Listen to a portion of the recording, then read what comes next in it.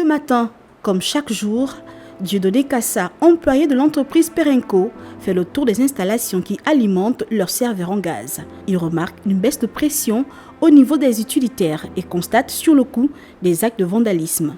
En effet, le câble principal est complètement sectionné. Cette nuit, parce que notre agent en service à l'Enakiri a signalé dans la nuit notre chef d'équipe qu'il avait remarqué une baisse de pression depuis ici.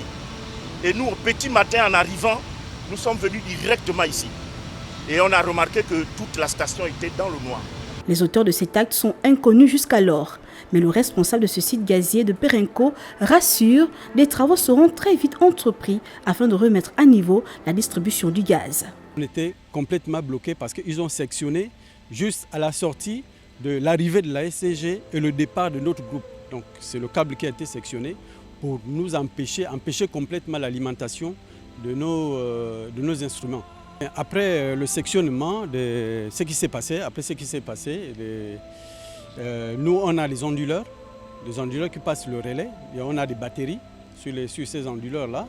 Ça a une autonomie de 3 heures du temps. C'est avec cette autonomie qu'on est arrivé à pallier, à résoudre le problème. La principale victime de cet acte de vandalisme n'est nulle autre que la SCEG, puisqu'elle s'approvisionne en gaz directement auprès de la société franco-britannique.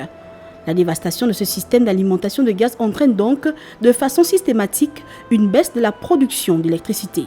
En primer plan, on a une dégradation en la qualité de service, compte tenu qu'on a une réduction de la production des groupes agricoles de 40 MW. 40 MW, comme nous le savons déjà aujourd'hui, la SCG traverse une situation compliquée par rapport aux moyens de production.